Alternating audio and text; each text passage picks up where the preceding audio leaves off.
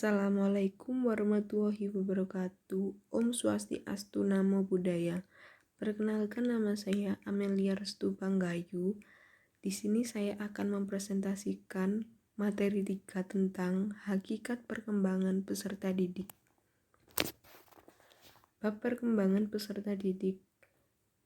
Adapun penyebut peserta didik sebutan anak didik dalam perspektif filsafat pendidikan Islam.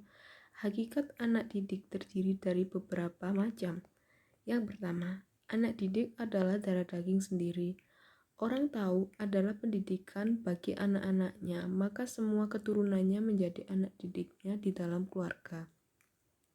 2. Anak didik adalah semua anak yang berada di bawah bimbingan pendidik di lembaga formal maupun non-formal. 3. Anak didik secara khusus adalah orang-orang yang belajar di lembaga pendidikan tertentu yang menerima bimbingan, pengarahan, nasihat, pembelajaran, dan berbagai hal yang berkaitan dengan proses pendidikan. Hakikat peserta didik. Yang pertama, peserta didik bukanlah miniatur orang dewasa, akan tetapi memiliki dunianya sendiri. 2. Peserta didik adalah manusia yang memiliki diferensiasi, periodisasi, pertumbuhan dan perkembangan yang pada umumnya dilalui oleh peserta didik. 3. Peserta didik adalah manusia yang memiliki kebutuhan baik yang menyangkut kebutuhan jasmani dan rohani yang harus dipenuhi. 4. Peserta didik adalah makhluk Allah yang memiliki perbedaan individual, diferensiasi individual, baik yang disebabkan oleh faktor pembawaan maupun dimanapun dia berada. 5. Peserta didik merupakan resultan dari 2 unsur utama, yaitu jasmani dan rohani. Sifat-sifat yang harus dipenuhi peserta didik.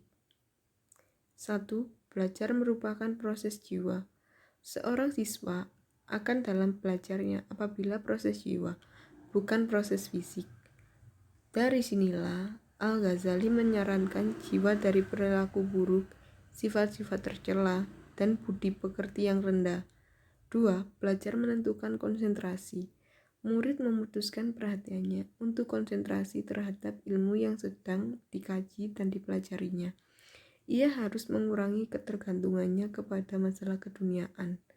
3. Belajar harus didasari sikap tawadu. Murid harus mempunyai sikap tawadu dan merendahkan diri terhadap ilmu dan guru sebagai perantara diterimanya ilmu itu. 4. Murid tidak melibatkan diri dalam perbedaan atau diskusi tentang segala ilmu sebelum terlebih dahulu mengkaji dan memperkokoh pandangan dasar ilmu-ilmu itu. Kebutuhan peserta didik. Yang pertama, kebutuhan fisik. Fisik peserta didik mengalami pertumbuhan yang cepat terutama pada masa pubertas.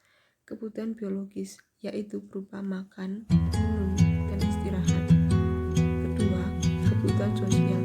Kebutuhan sosial yaitu kebutuhan yang berhubungan langsung dengan masyarakat agar peserta didik dapat berinteraksi dengan masyarakat di kota ini seperti diterima oleh habis hujan inteligensi peserta didik. Desember yang lalu Dalam bahasa Inggris disebut inteligensi. di kota ini dalam ruangan kecepatan dan kesempurnaan berbanyak